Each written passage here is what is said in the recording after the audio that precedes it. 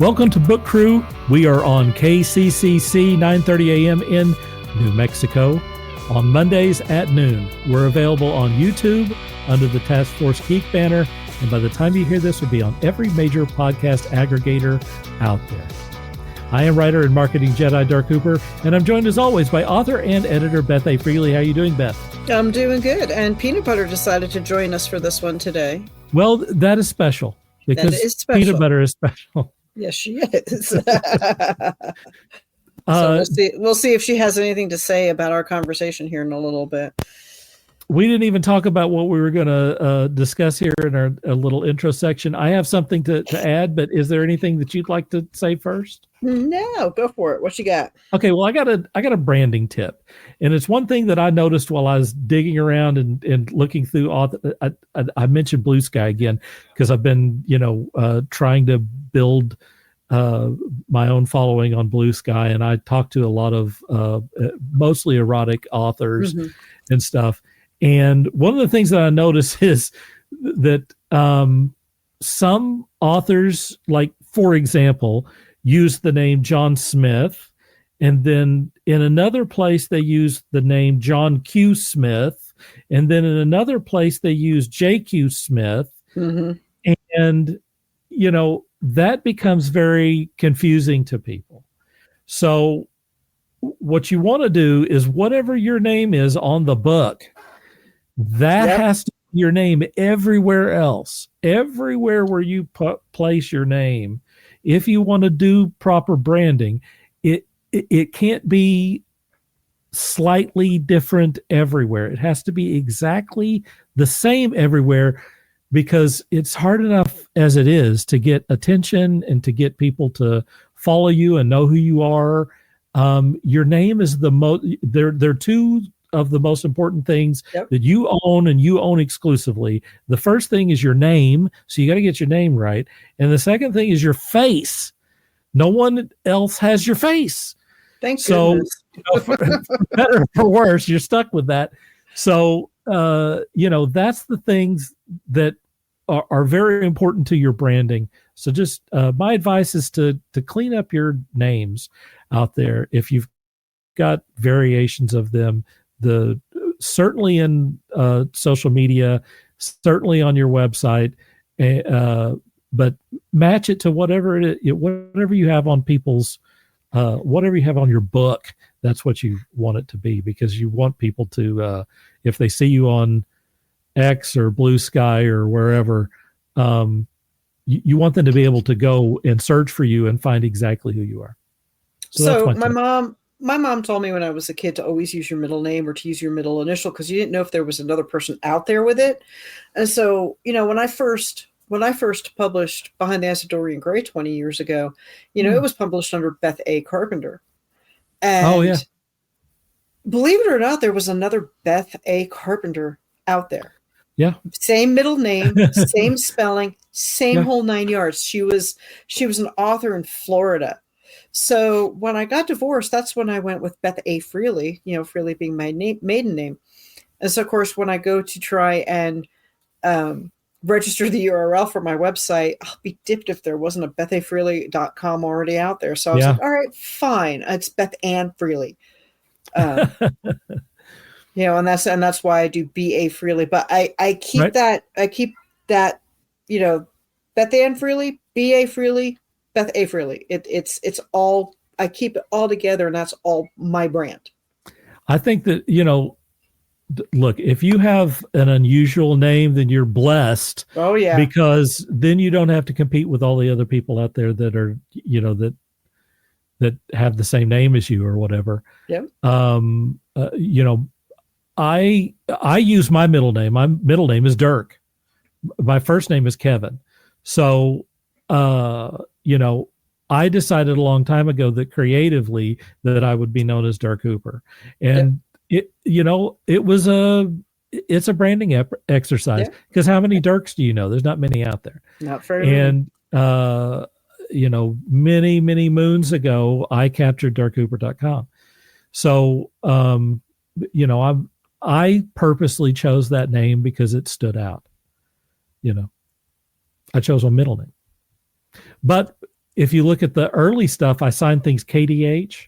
So I had a kind of a different method of doing that early on, but I've been consistent for about 30 years. So, all right, well, let's welcome our guest in today.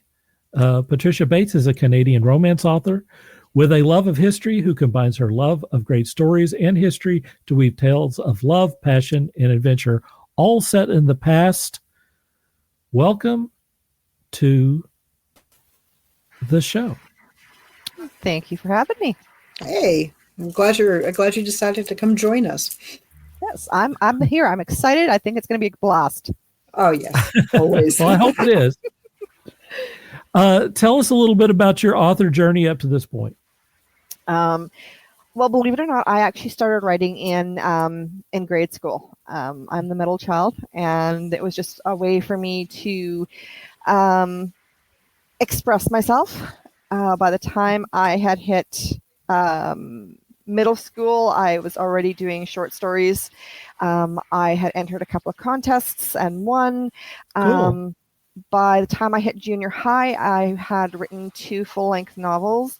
Unfortunately, they were on paper. There was no computers at that time. So, yes.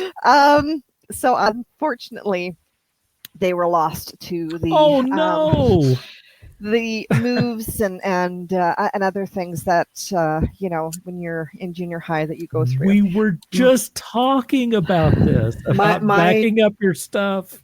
My paper ones were lost to a leaky basement. No, ours was, we moved, and unfortunately there was a box that just vanished somewhere in between. Yeah. And then I've always been a writer. I've always loved weaving those stories. And then when I had my son, 23 years ago, he, it was kind of, I'm going to see what it looks like to try and get published.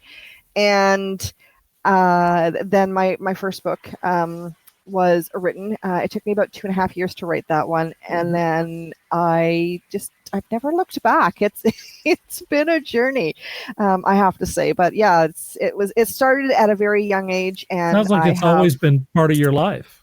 It really has. It really has. I have notebooks. I have binders full of poetry, children's stories. So it's always there. It's an integral part of me. It's in my DNA. Yeah. Well, let's talk about your first book. That you just celebrated a big anniversary on that.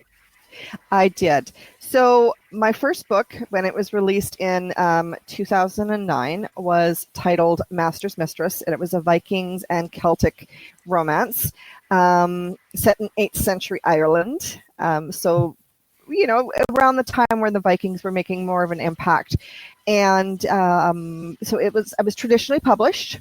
And then about a year or two, or a year and a half ago, I actually wound up getting the rights back to it. And I thought, I want to do some revamping of it. I want to kind of bring it up to my skill level now.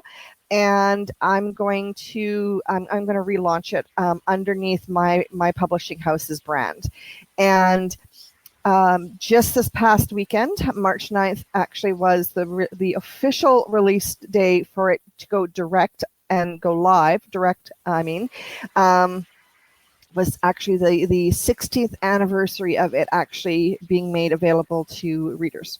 Nice. That's amazing. Did you go wide, or did you go just KDP?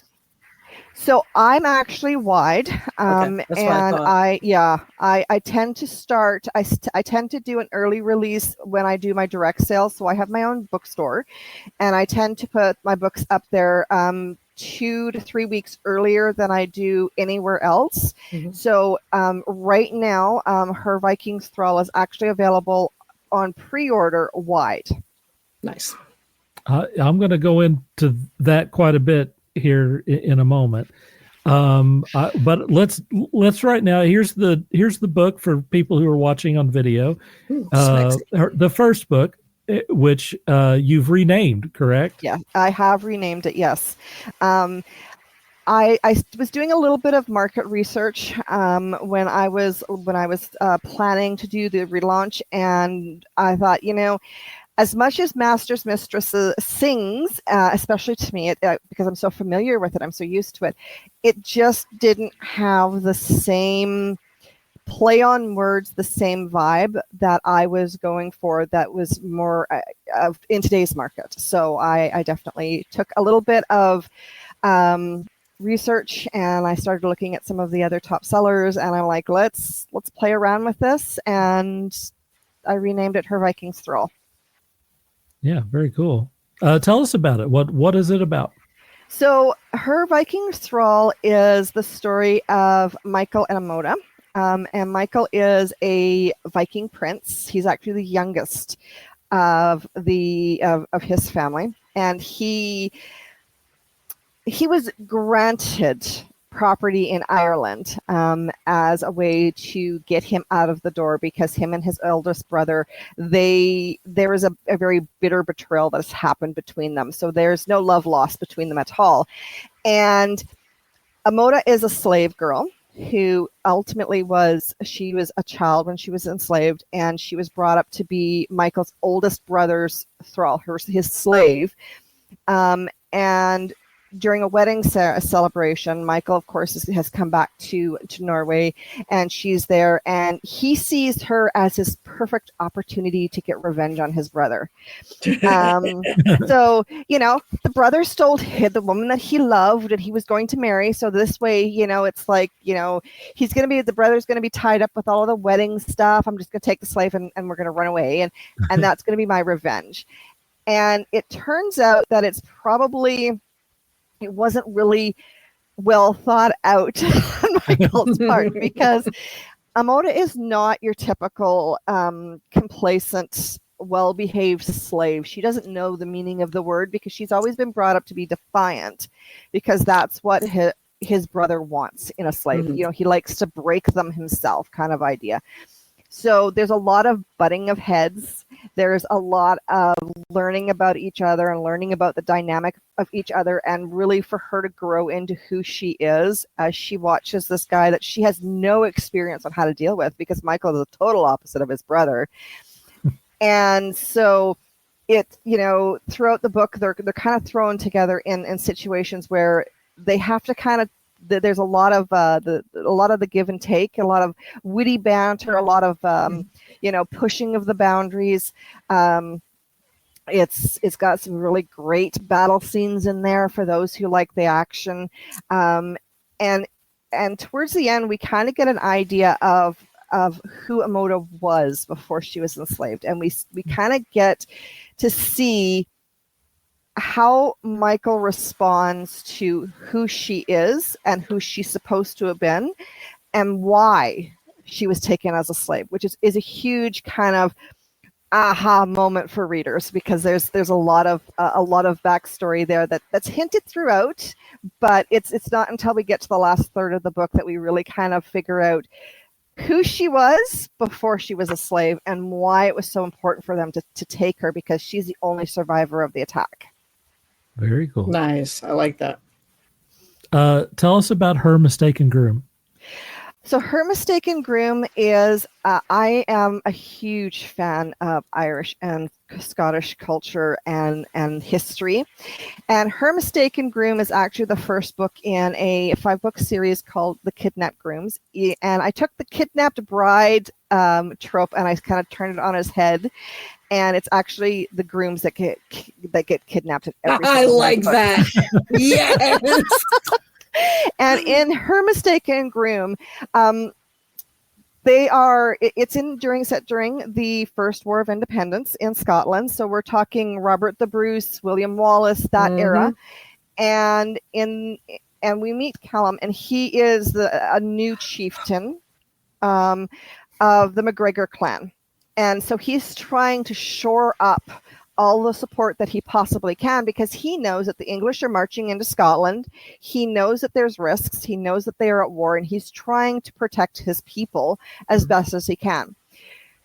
So he's at a war council. He heads back to go home because he's very disappointed because the clan that he had gone to talk to initially about supporting him, they are no, we're not going to go to war with England, you know. And on his way home, he gets ambushed and he gets kidnapped and drugged before another chieftain. Now, he does not realize at the time, but the chieftain that he's in front of, he knows that this guy is his blood enemy. This is, you know, if he were, we just need to kill each other is where they're at. And he doesn't understand why he's been brought before him. But it all sounds about right. Sounds about right for a good, you know, historical Scottish novel. Yes. Yep. And then he doesn't really realize, and then all of a sudden it starts to become clear because he meets Elizabeth, the heroine, who is literally almost dragged in front of him. And, you know, we've all heard of the shotgun weddings. Yep. Well, this is a sword point wedding. And so they are forced to wed. It's basically she is being accused of embarrassing and humiliating her clan, and they just want to get rid of her and get her out and be gone with her because they see her as a risk. And so they marry her off to Callum. And Callum's like looking around going, oh, okay, what's going on? And then it clicks and he's like, oh my God, I cannot believe how stupid this guy is. He has just given me the ability to destroy his entire clan. Yep. He's wed me to his daughter, right? And so they have to kind of come to terms with each other because in her mind, she's, you know, it's the typical, okay, he's my husband. We've got to consummate this marriage. I've got to provide him with an heir. I've got to fit in, but I don't know who he is.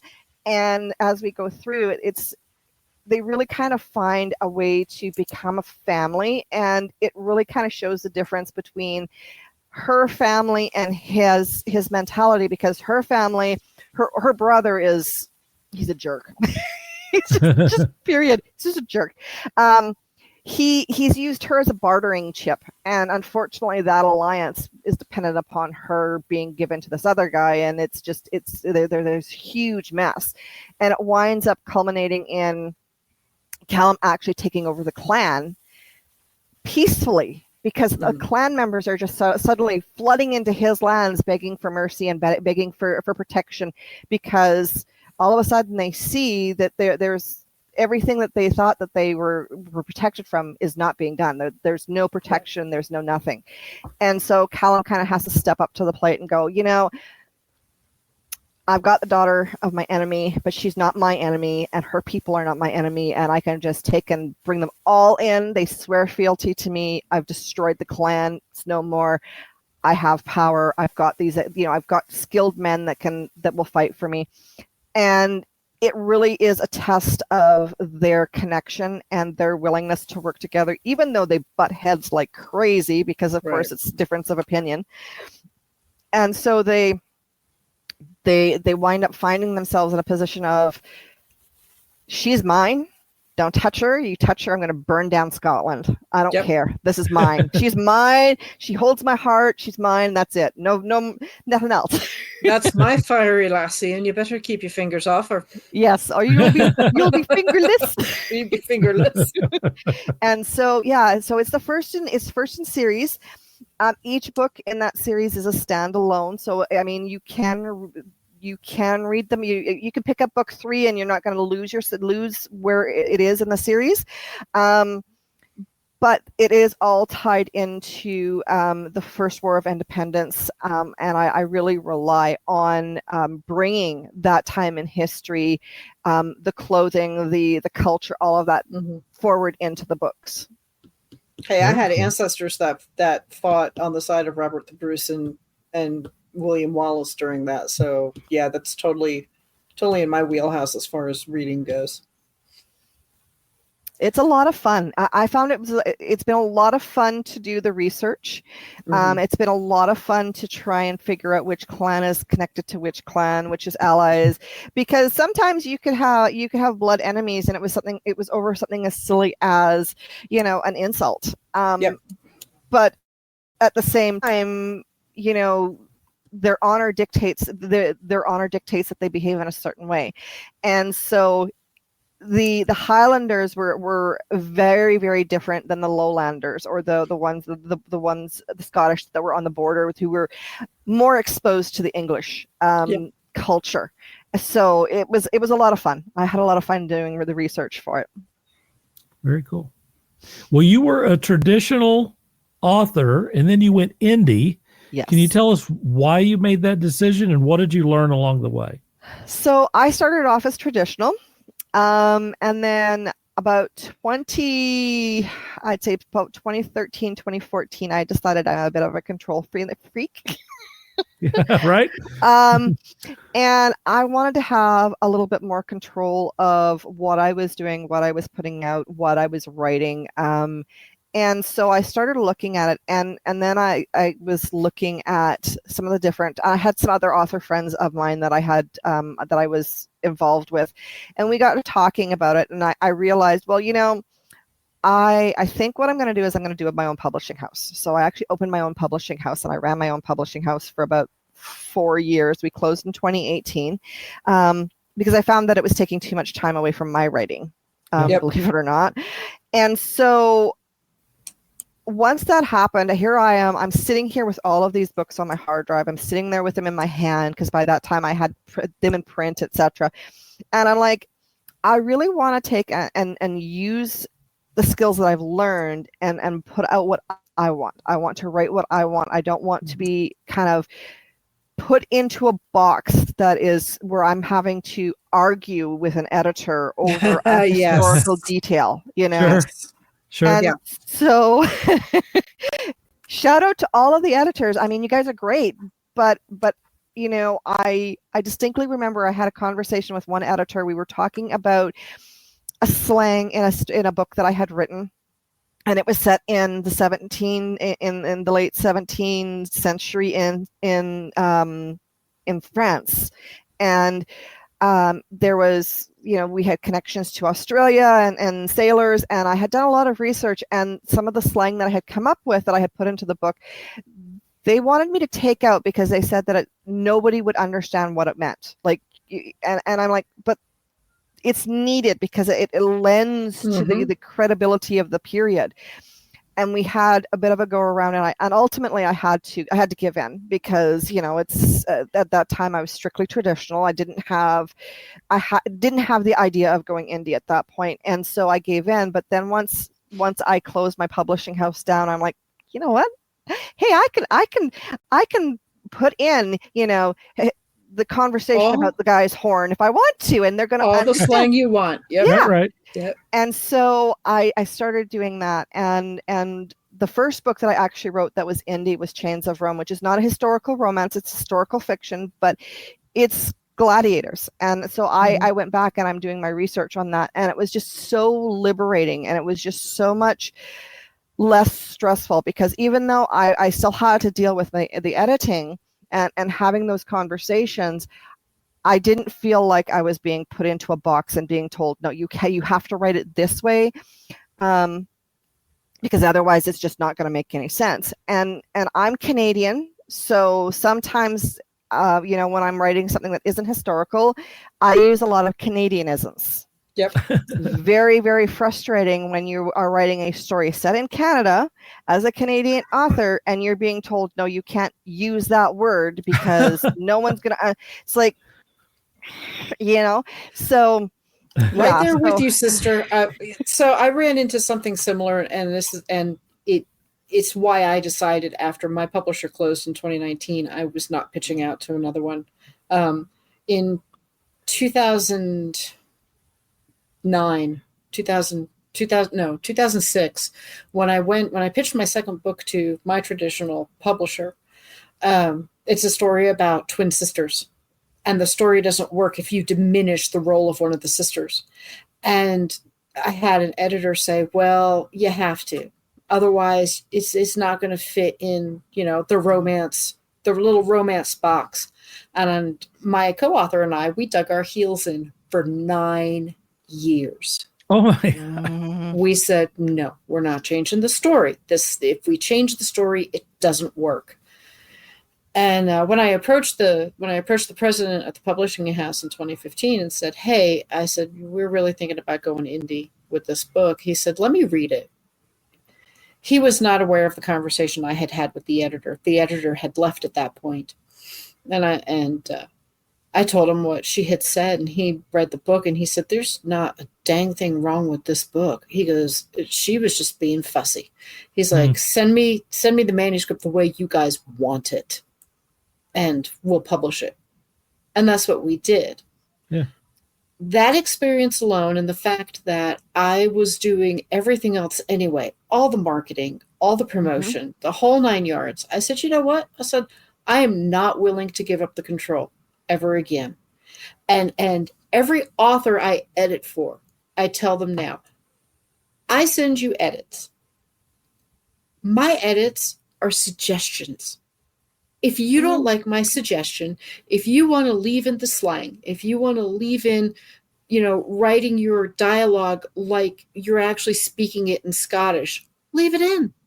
It's your voice. It's yours. Yep. That was what I learned from that experience, and I pass that on to every one of my editors. I can make every one of my authors. I can make suggestions as your editor. Whether you take them or not is entirely up to you.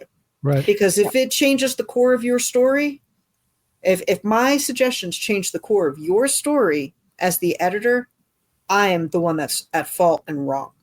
Yeah. Not the author. Yeah. And I think that's a huge part of it, because I've seen that and I'm going to go back to her Vikings Thrall. So when that book first came out, we're talking 8th century Norway, 8th century Ireland. In Norway, they didn't have castles at that time, right? They still had the longhouses. They still had those communities. And it was suggested very strongly that instead of a longhouse, I put in a castle. No. Put in a castle. It's now come out. Excuse me. But to me, I want to work with editors that are willing to understand that my voice is unique and that I am willing to have that conversation. Hey, if there's something, that is really drastically jumping out at you and saying, hey, this doesn't work, please let me know. I'm willing to work with you on that. But I don't want to feel like I'm pigeon-toed and I'm stuck, between that rock and a hard place where if I don't do what you want, you're going to cancel my contract. No, I want to have that. And the other thing too with traditional that kind of threw me for a loop is the time frame is a huge thing. I don't rapid release by any stretch of the imaginations with my historicals, because I take time to do the research. I want to have as much knowledge as possible before I release it. But at the same time, I don't want to wait a year, 18 months between book releases. If I can get a book ready and out in 6 months, let's do it in a 6-month schedule, So that's another, and I'm not knocking traditional. I love traditional. I had great experience with my publishers. But at the same time, I also learned as we move through and as I've gotten closer to that 20-year mark, I'm a control fanatic with my books. I want them to be exactly the way that I want them to be. And I don't want, if I want to put them on sale, I want to put them on sale. If I want to put a new cover on them, I want to put and you can't do that traditionally, unfortunately. No, you can't. Yeah. That's the biggest downside of traditionals is the lack of control. Yeah. And the misconception that you as an author don't have to demarket is something that I see a lot of, especially with new authors with traditional. They're like, "Oh no, the publisher will do all of that." That's a fantasy. Listen, I'm reading a book called Wide for the Wind right now, and they go through the whole litany of stuff the fact that if you're Stephen King, you have the space at the front of the bookstore, you have posters that they put out, you're going to get to go on the Today Show, you're going to have all of those things. But if you're not Stephen King, if you're not in that upper echelon, even if you're in the middle echelon, you may get very little promotional support. And if you're in the lower echelon, you're a new author, or they're not, you're not a big deal, you get, as Willy Wonka says, you get nothing. You get nothing. Yep. And it's true. And it is. It's up to you, which is why publishers are now reaching out to people who already have a following or who are celebrities who again have a following, because the publishers are actually no longer even capable of generating a lot of interest for your traditionally published book. They need your help. That is a complete fantasy. That you're going to go on the big book tour, and you're going to get on all of the all of the big television shows, and all you're going to go on Joe Rogan's podcast or whatever. I mean, none of that's going to happen. No. Yeah. If you want to get unless there, you do it. Yeah, you have to do it. Do it. You have to do it. And I think too, part of the misconception is that they have the publishers have these big marketing, but the reality is that they're not just they're not promoting one author. They're promoting their entire brand, their entire house. They don't have the time, the resources, or the capacity to focus on one, unless it's it's like someone like E.L. James, where they're instantly making millions of dollars. Sure. They put their money. They put the money where they know it's going to produce something. Unfortunately. Let me. I have to ask you this question because it's actually 3 questions. So you publish ebooks on your site directly to the public, which I think is no one else that we've talked to so far has done that, and I'm fascinated with it. How tough was that to set up? How is it doing? I got 3 questions. And do you have any advice for other authors who are interested in offering something similar? So I use WordPress. It is a massive beast. It is a workhorse. I love I love it. And WooCommerce is the plugin that I use to sell my books. Sure. In setting it up, I mean, you can set it up honestly. Getting everything activated and put into place, you can do it in a day, honestly. To actually get it to where you want it to be for design-wise, I mean, it is going to take a little bit of time. But there are a lot of resources out there. There's a lot of amazing plugins. There's a lot of, I've got one right now that I use that is absolutely fantastic because it actually it's designed specifically for authors creates a bookshelf. It looks like a bookstore. Fabulous. What's this plugin? It's called RW Books. I will get you a link for it. It's absolutely fantastic. I bought the license for it. I can use it on all any site I want to. Right. But you don't need to have it set up as a bookstore. Like you could actually use it to direct to your readers to wherever if you don't want to. But again, if you're interested in doing it, to me, WordPress, that's a workhorse. It's got the oomph behind it to successfully deliver your books. It works within the capacity of your skill. So it's a plug and play. You're not having to do any coding or anything like that. You can set up your taxes. You can set up your VATs. You can set up pre-orders. You can do all of that for a very, very low cost. Right. Whereas, some of the other ones, I know Shopify is really good. There's a new one on the market. They set everything up for you. I haven't tried them yet, so I can't speak to how good they are, but there are others out there. I love WordPress because again, it's plug and play. It's super easy. I can set it up and when I go in to put in a new book, it takes me 15 minutes. Simple. That's perfect. Boom, And so it's great. Now, I am starting to see more and more success with the direct sales because, again, I release on my website 2 to 3 weeks earlier before I do anywhere else. Okay. I also discount my books on my website. So if you're going to Amazon, for example, and you're looking to buy her Vikings Thrall, you're going to pay $4.99 on Amazon. You're going to. That is what my price is on Amazon, Kobo, Smashwords, Apple, wherever. It's $4.99 US. Whereas on my website, you're actually saving 25%. right off the bat because it's marked down to $3.99. Yeah. Yep.